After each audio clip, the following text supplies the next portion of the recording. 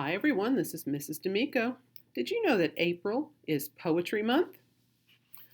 This week we're going to look at some poems called concrete poems. They're also called shape poems. By the end of this lesson, you will be able to explain what a concrete poem is. Now, here's a question on this page. It says, are they poems about concrete or cement? You see this picture here? This is a chute that concrete is coming down as they're pouring it for a sidewalk. Well, these poems are not about concrete or cement.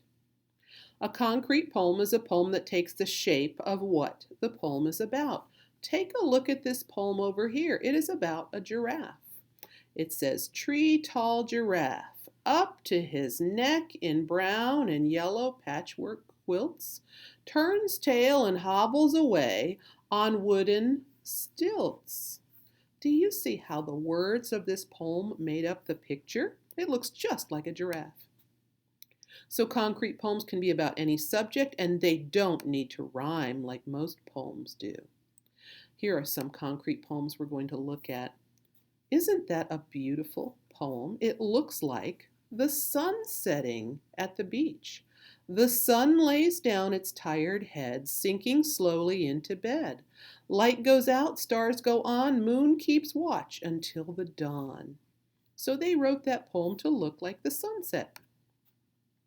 And here is a concrete poem about a snowman. Look, the words look like the snow. The coal for my eyes I like very much. The bright orangey carrots, a colorful touch. But the bundled up kids who created me chose just a scarf and a hat as my only warm clothes. Ooh, it sounds like he's cold, and the title of that was Brr. And here is a cute little poem. Can you tell what that is? It looks like a balloon, doesn't it? Orange or blue and full of helium, floating up to reach the celium. Ha ha, that's cute. And then the string says string, string, string, string, string. So these are concrete poems. Poetry books are located in the nonfiction section of our library at number 811. Now here is a book about concrete poems. I am not going to play the whole thing for you, but we're going to be able to see some of these concrete poems in Come to My Party. Are you ready for a read aloud? Today's book is Come to My Party and Other Shape Poems by Heidi B. Romer. Now, this book is a book of poetry, so we're going to be enjoying a lot of different poems. The thing that all of these poems have in common is they are all shape poems. In other words, they are written to be in the shape of what they are describing. So it's a very fun way to write poems. Here at the beginning we have a table of contents, and a table of contents is very helpful because it will show me the titles of all of the poems in the book and then the page numbers that they're found on. If I want to read a poem about a dandelion, I would come down here to where it says dandelion, and I would look on page 21. So this would help me be able to find my favorite poems, again, quickly. Table of contents are very helpful. This book is separated by the different seasons of the year. So the first season we're going to read poems about is spring. And when I start reading poetry, I always start with the title. This title is Jump Rope Jingle. Okay, so I know this is going to be about a jump rope. I can also tell this is going to be about a jump rope because take a look at the shape poem. It's written in the shape of a jump rope. That's really interesting, isn't it? So when we go to read shape poetry, it's a little bit different than reading in a regular book because we sometimes have to read around the outline of a shape. Let's read this one together.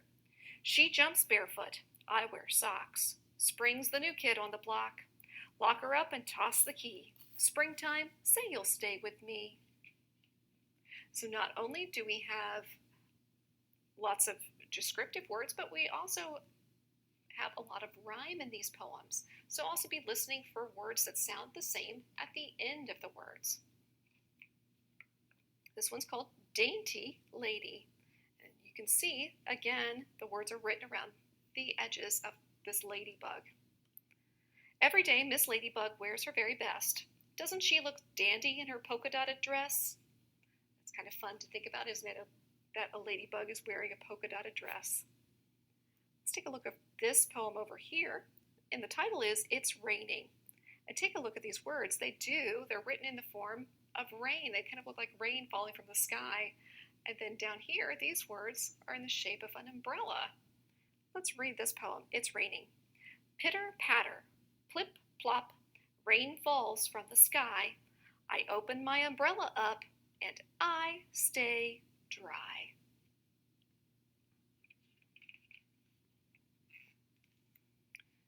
The Happy Gardener.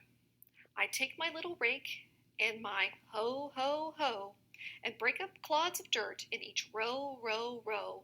I scatter tiny seeds as I sow, sow, sow. With water, sun, and patience, beans will grow, grow, grow. This time we had a lot of repeated words, didn't we? That's something else you can do when writing poems. Sometimes you can repeat a word many times. Big fat caterpillar. Which end is his head? Which end is his bottom? Good grief, a hungry robin almost got him. This title is pretty funny. Home, tweet, home. Hello, little wren. Please be my guest. Your eggs will be saved in my birdhouse nest. Sing loud, little wren. Now don't be shy. Your chicks will hatch, and away they'll fly. Let's look at this one. In the nest. Oh, take a look at these words. How clever. They're written in the form of the chicks' beaks. Snuggled in a cuddly nest, awakened from their sleep, hungry nestlings stretch their beaks and peep, peep, peep. Kite in flight. String, be strong. I'm holding on. Don't snap or slip away. My kite flies high up in the sky. So string, be strong today. If you've ever flown a kite, you do want a very strong kite string so it doesn't fly away. Come to my party.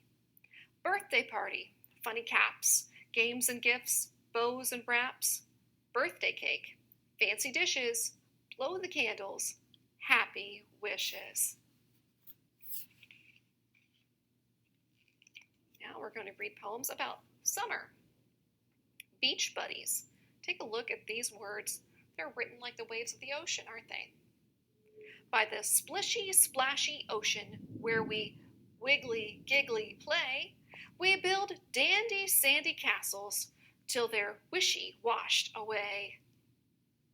So that's another fun thing about poetry is that sometimes you can create new words like splishy, splashy, a splishy, splashy ocean, and wiggly, giggly play, and dandy, sandy castles. You can play around with words and poems. That's what makes them so much fun. Watermelon. Oh, take a look at this. It does look like a watermelon. A sliver, a slice, deliciously nice. A nibble, a dribble, a lick. And when I'm done, I pucker my lips. I'm ready. I aim and I spit.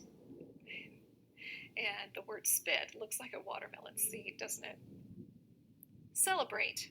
It's a day for parades and for clowns who say hi, for loud marching bands and balloons in the sky.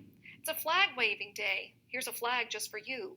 Hooray for parades in the red, white, and blue. We love parades. Garden hose.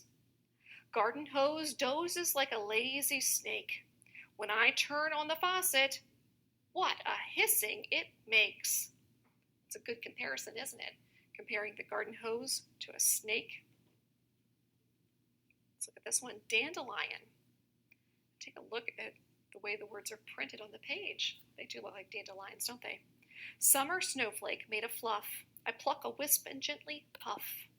Seeds drift off on wayward roots like tiny tufted parachutes. All right, everybody, that's as far as we're going to go in this video. If you liked that book, you could check that out from the library later. Hi there. Are you? So, I hope you will check out some poetry books the next time you visit the library. They can be really fun to read. Bye-bye until next time.